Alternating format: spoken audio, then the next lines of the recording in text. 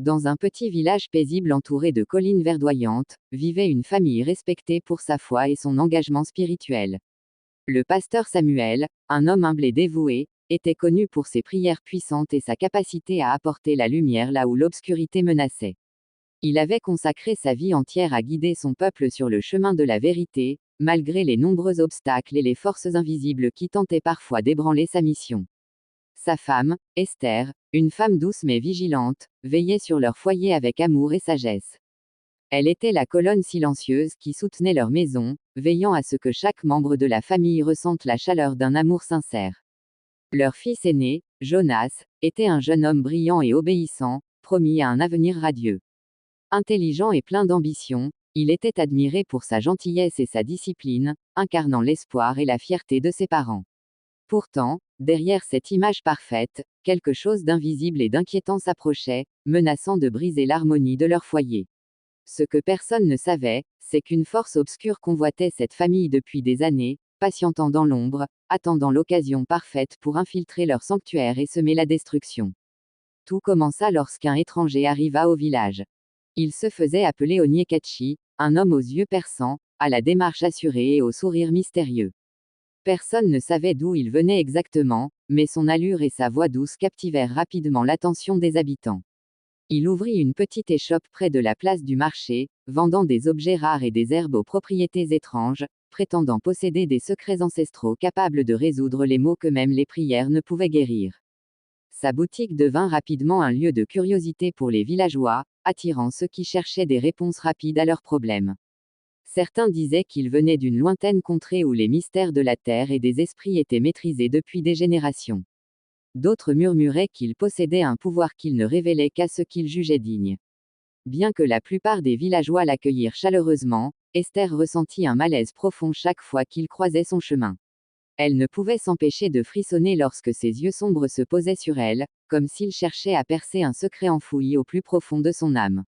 Jonas, lui, fut rapidement intrigué par cet homme dont la présence semblait défier les lois ordinaires du village. Un après-midi, alors qu'il rentrait de l'école, Jonas passa devant l'échoppe et s'arrêta en voyant Onyekachi l'observer silencieusement. L'homme lui fit signe d'approcher, son sourire énigmatique renforçant la curiosité du jeune garçon. Il hésita un instant, mais poussé par une étrange fascination, il franchit la porte de la boutique. L'air était lourd d'un parfum inconnu, une odeur envoûtante de plantes et de fumée qui semblait flotter comme un voile invisible. Onyekachi l'accueillit chaleureusement, le regardant avec une intensité troublante. Jeune homme, murmura-t-il d'une voix douce et persuasive, tu as un grand avenir devant toi, mais je vois aussi des obstacles sur ton chemin. Si tu veux réussir, tu devras être plus fort que les autres.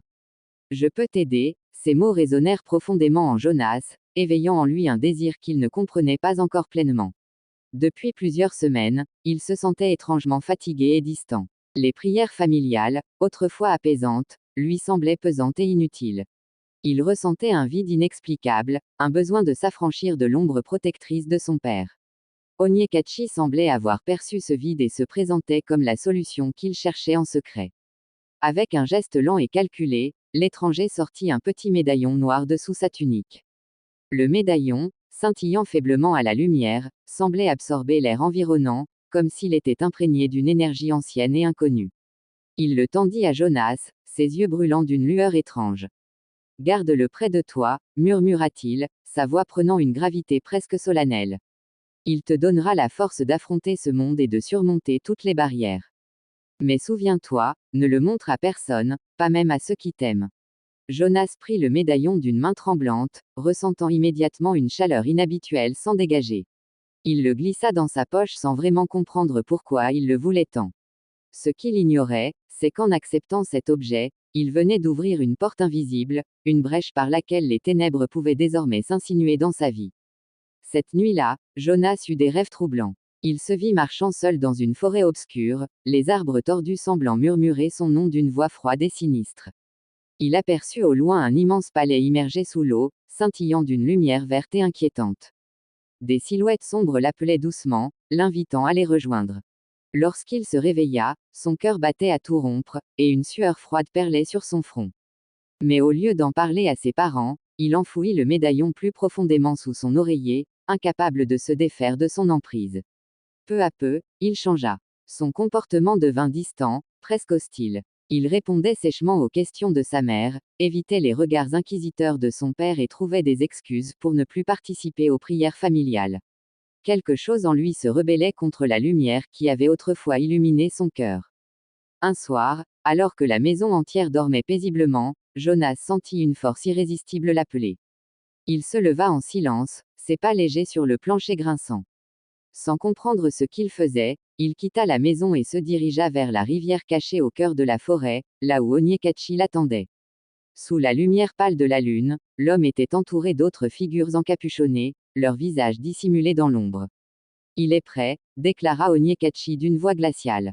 Plonge dans l'eau, Jonas, et ton pouvoir sera complet. Jonas s'avança, mais alors qu'il allait toucher la surface sombre de l'eau, une voix puissante s'éleva dans la nuit.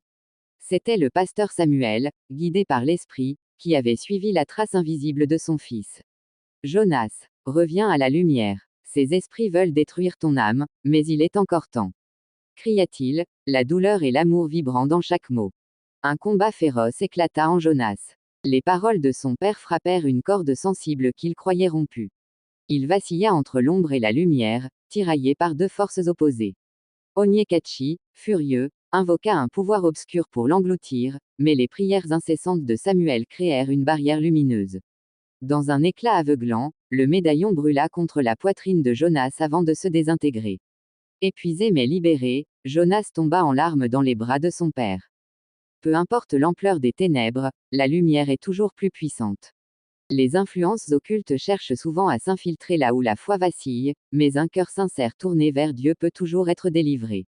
Abonnez-vous pour découvrir d'autres histoires captivantes où la foi triomphe toujours du mal.